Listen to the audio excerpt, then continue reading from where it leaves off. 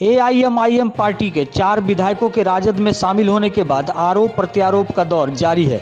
उसी क्रम में आज पूर्व विधायक कमरुल हुदा ने प्रदेश अध्यक्ष अख्तरुल ईमान पर जमकर निशाना साधा है। साथ ही उन्होंने कई गंभीर आरोप लगाए हैं। श्री हुदा ने कहा कि उन्हें हर काम में रुपया चाहिए। श्री हुदा ने प्रदेश अध्यक्ष पर टिकट के नाम पर रुपए की उगाही का आरोप लगाते हुए कहा कि आखिर क्या वजह थी कि बहादुरगंज से मुसब्बिर आलम को टिकट नहीं देकर अंजार नईमी जैसे व्यवसायी को टिकट दिया गया। उन्होंने श्री ईमान पर पार्टी को पॉकेट में रखने का आरोप लगाया और कहा कि पार्टी के विस्तार हेतु कोई काम नहीं किया गया और न ही कार्यकर्ताओं की बात सुनी जाती है। अख्तरुल ईमान सिर्फ लच्छेदार भाषण देना जानते हैं और कुछ नहीं। वहीं उन्होंने बड़ा आरोप लगाते हुए कहा कि मुझे भी हराने के पीछे उन्हीं का हाथ था। मैं तो 1 साल में ही परेशान हो गया था। इन 4 विधायकों ने 2 साल तक कितना झेला होगा ये वही लोग जानते हैं। सीमांचल में बैरिस्टर असदुद्दीन ओवैसी साहब के पार्टी का जो पांव फैला था, उसके साथ में बहुत विश्वासघात बैरिस्टर असदुद्दीन ओवैसी साहब के साथ हुआ। लेकिन अब इसको हकीकत जानने की जरूरत है कि आखिर ये विश्वासघात कैसे हुआ, कहां से शुरू हुआ, कैसे करके हुआ, इसको जानने की जरूरत है। ये अपने बयान में बोलते हैं कि ये जो 4 विधायक एमआईएम के हैं, इन लोगों को तो बोलना नहीं आता है। बड़े भाई, अगर बोलना नहीं आता है हमारे भाई प्रदेश अध्यक्ष महोदय, तो इन लोगों को टिकट आपने कैसे दे दिया? जिस आदमी को बोलना नहीं आता उसको आपने टिकट कैसे दे दिया? और रुकनुद्दीन तो पहले से जीते हुए विधायक हैं। अगर वो बोलना नहीं जानते हैं तो उस इलाके के लोगों ने, बायसी के लोगों ने उनको वोट कैसे करके दे दिया? इसका मतलब है कि आपको कहीं न कहीं से रुपया मिला और रुपया के बिना पर आपने टिकट को बेचने का काम किया है। अब ये लोगों, कोई मीडिया वाले सवाल किए इनसे कि आपके यहाँ तो पेटी पहुंच गया, आपने उसी पर दिए, तो बोलते हैं कि जो मैंने चोर बोले जोर से, बोलता है कि जो कोई माय का लाल नहीं बोल सकता है। भ्रष्टाचारी का और घुसखोरी का कोई सबूत नहीं होता है। भ्रष्टाचारी और घुसखोरी दिखा करके नहीं दिया जाता है। अगर बिना पैसा का आपने टिकट दिया तो कौन ऐसा वक्त आ पड़ गया था आप पर जो बहादुरगंज में अंजार नईमी साहब को टिकट दिया? आपने मुसव्विर साहब को बुला करके पार्टी में ज्वाइन करवाया कि मुसव्विर साहब आप आइए। पिछले चुनाव में आप 34,000 वोट लेकर के आए थे।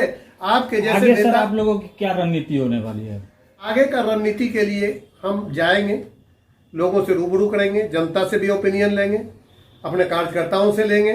क्योंकि यहाँ पर बहुत ऐसे कार्यकर्ता हैं जो हमारे हैं, उनका कहना है कि आप जिधर जाइएगा हम आपके साथ हैं।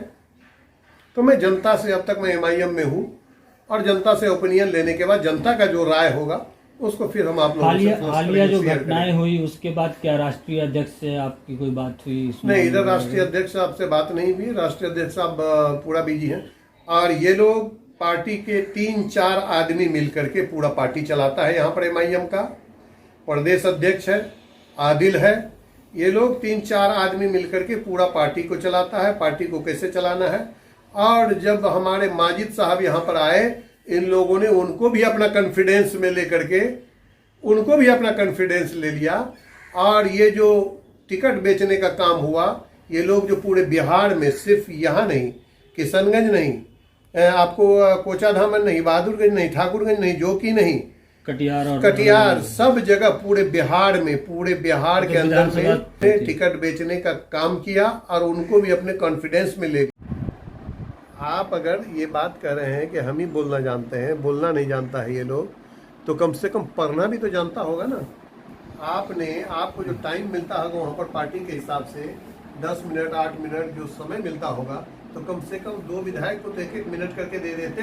अगर ये लोग कुछ नहीं जानता था तो उनके इलाके का समस्या को लिख करके पर्ची थमा देते, कम से कम माइक में पढ़ तो देता जी। आपने ये भी काम कभी नहीं किया। जो भी करते कुछ नहीं किया। इनको हर कदम पर पैसा चाहिए, हर कदम पर इनको पैसा चाहिए। अगर चलेगा तो पैसा चाहिए, उठेगा। मेरे साथ में जो किया ये लोग, हमको हराने का तो पूरा साजिश रच दिया। जानते हैं हमको हराने के लिए ठाकुरगंज में क्या जरूरत था वहाँ पर, जबकि सिरसावादी का डिमांड था। साथ धोखा किया, बीजेपी भी हमारे साथ धोखा किया। अब एमआईएम पर भरोसा है कम से कम ठाकुरगंज। पार्टी को पॉकेट में रखने के कारण से पार्टी का यहाँ न कोई कार्यकर्ता है, न कोई नेता है, न किसी का कोई पूछ है। पार्टी अगर मान लीजिए कार्यकर्ता नहीं होगा, कार्यकर्ता और संगठन से पार्टी चलता है। पार्टी का अब तक संगठन का कोई विस्तार नहीं हुआ। संगठन का मतलब है कि प्रखंड से, जिला से लेकर के प्रखंड तक, प्रखंड से लेकर के पंचायत तक, पंचायत से लेकर के वार्ड तक पार्टी का विस्तार करना है। आपने कभी पार्टी का विस्तार नहीं किया, पार्टी को विस्तार करने का कभी मुहिम नहीं चलाया। ये पॉकेट में पार्टी को रखे हुए थे, जिसके कारण से आज ये नतीजा देखना पड़ रहा है। हम भी सोच रहे हैं कि ये घटना जो हुआ दुखद हुआ, नहीं होना चाहिए था। लेकिन उन लोगों के भी दिल से पूछिए कि वो लोग जो भागे क्यों भागे। चूंकि मैं 1 साल रहा हुआ हूँ ना, मेरे ऊपर जो बीता है, ये प्रदेश अध्यक्ष जो मेरे साथ जो किया है, उसी का परिणाम है कि मैंने तो 1 साल में इतना झेल लिया। ये लोग 2 साल के अंदर जितना झेला होगा, ये लोग झंझला करके, चूंकि जनता वोट दिया है, इलाके के लोग वोट दिया है, विश्वास के साथ वोट दिया है।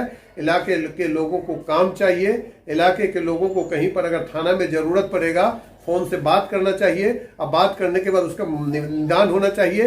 इन लोगों की कहीं पर न बात सुनी जाती है, न कहीं पर कुछ सुना जाता है। इसके कारण से ये लोग क्षुब्ध होकर के चले गए हैं राजद में। इसीलिए पार्टी का न कोई मीटिंग है, न यहाँ पर कोई कार्यकर्ता है, न कोई संगठन है।